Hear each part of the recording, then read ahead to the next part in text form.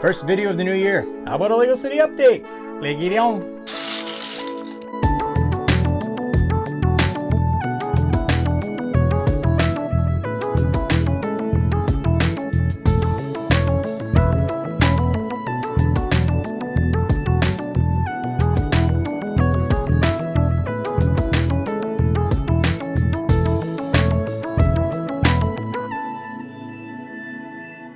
Hey guys, welcome back to the channel. If you're new here and you're checking me out for the first time, my name is Steve and it's so great to have you here. And for those of you who have come back and just can't get enough of me, I just want to say thank you so much for your continued support. It really means a lot. I thought I would kick off 2022 with a Lego City update. It's been quite a while since we've actually taken a look at the city as a whole, and I thought this would be a great way to start off the new year by kind of giving you guys a detailed look at the city and briefly share with you a few of the ideas that I have planned. Earlier last year, I decided to do a little bit of renovation to my Lego room. I took out a closet, I redid the drop ceiling, and I added more lighting. Previously, I only had one light in the middle, and it was just really dark in here. And the big project last year that took up a lot of my time was designing and fabricating a new table to put a new Brickadelphia on. Yes, that's right, expansion to the city. The situation I had with my old city, it just really wasn't working well for me. I had two tables on top of each other. I had my desk over here, and then I had this closet on the other side, and then the city was against this wall over here. And I had this little teeny area that I could like swivel my chair around. It just was really cramped in here. And so now with that closet gone and the repositioning of the city against this new wall, I have a lot more room in here. I also moved some things around. I added a display case. I put in some new storage underneath.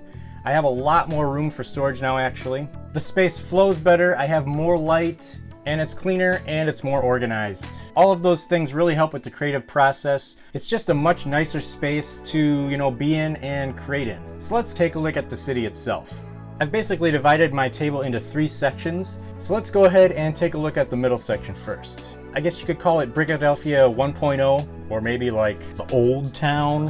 One project that I worked on last year was dividing Assembly Square into 2 pieces. I decided to cut it right down the middle. Right here is the cafe side. I just want to do a couple minor modifications to this. I want to change the color of the building from blue, possibly rework the first floor colors. Not too sure about that. The other thing that I want to do is I want to change the signage.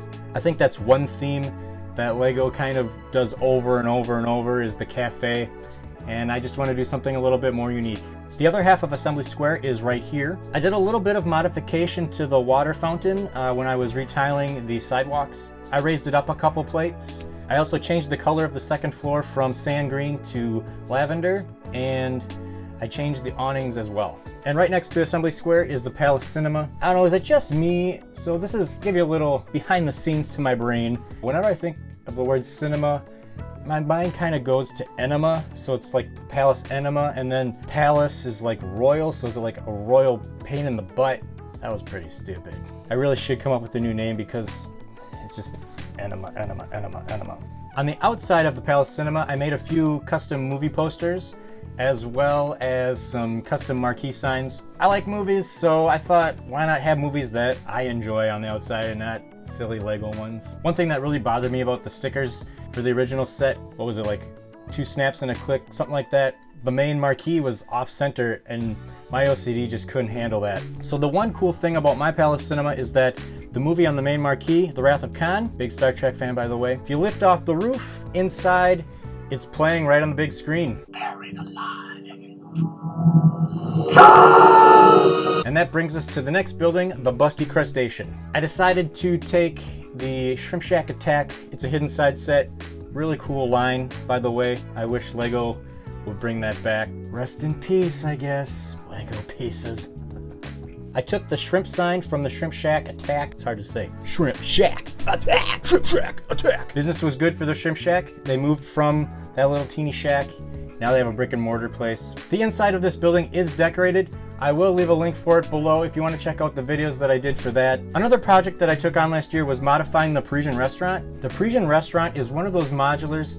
It doesn't really work as a corner, and it can get hidden depending on which buildings you put on each side of it. I decided to increase the outdoor seating for it and make it a full-on corner building. Added a little pergola. It's just classy. And then if you take a little diagonal trip backwards, the Hotel Coral Essex is behind that. I'm not going to go too much into detail about the changes that I made to this building, but if you are curious, I will leave a link in the description below. You can check that out at your own leisure. And then next to the Hotel Coral Essex is the Brickadelphia Police Department. This building was the first skyscraper in Brickadelphia. It's roughly 4,000 pieces or so, and it's still one of my favorite buildings. It was loosely modeled off of a building in Spider-Man video game. Little side note, this is a game that me and my son enjoy playing a lot.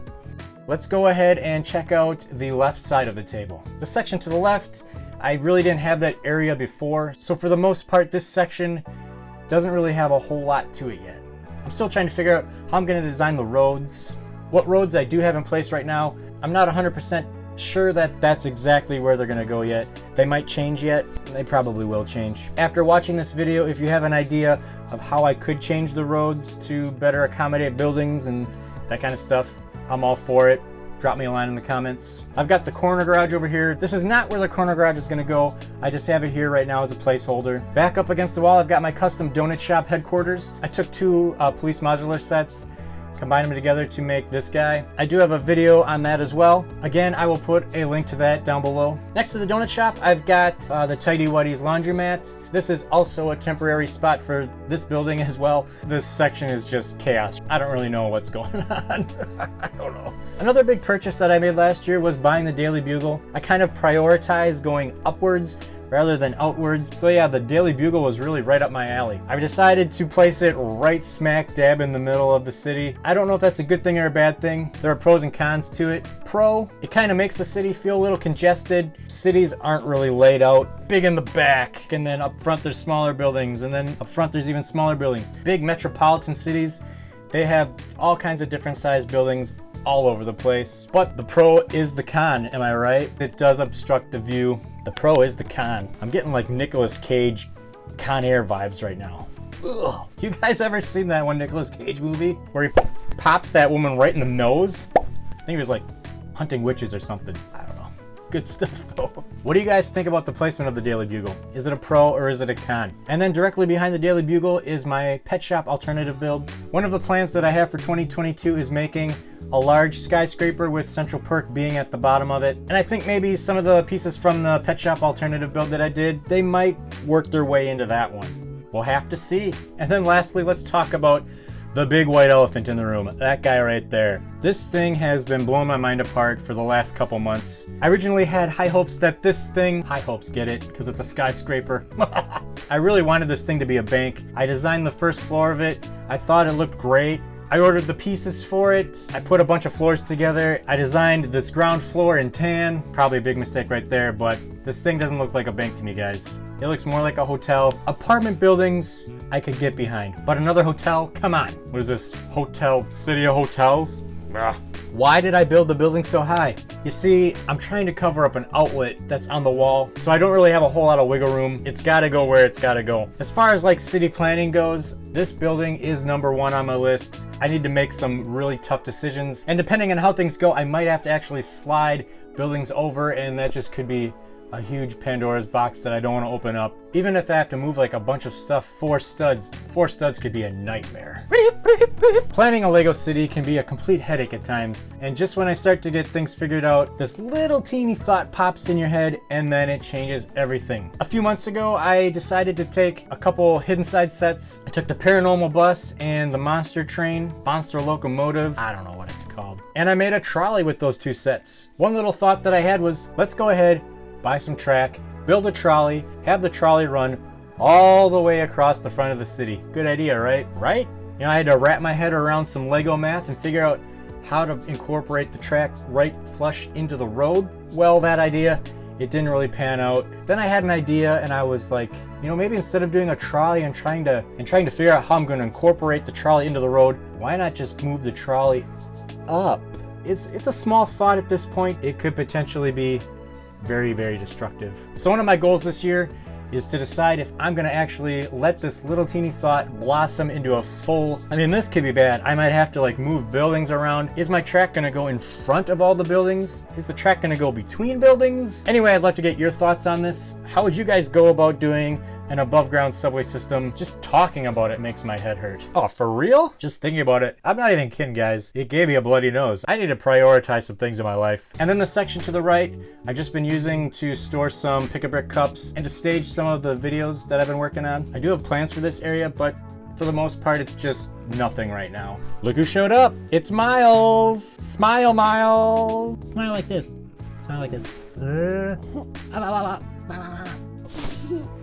And as 2022 starts, that's kind of where I'm at. I just thought it'd be a fun way to kind of start off the new year, kind of document it and see where we are at the beginning of 2023, you know? And actually, I would love to get your feedback on what I should do, you know, with the white elephant, the framework and the road structure for my city. Is there a building that would look better rotated a different direction? You know, that kind of stuff. Or maybe just general ideas like, how is the city looking so far? That's all good stuff. I'm not monetized. I don't make money off of this channel. I do it just because I enjoy it. The payoff for me is interacting with you guys, just building that community. That's why I do it. I want to hear from you, okay? I'm not gonna beg, but please, please. Again, if you are new to my channel and you want to see how my city has grown throughout the past year and a half, I'll put my city update playlist right here. As always, thank you guys so much for watching. We'll catch you next time. Bye. Bye.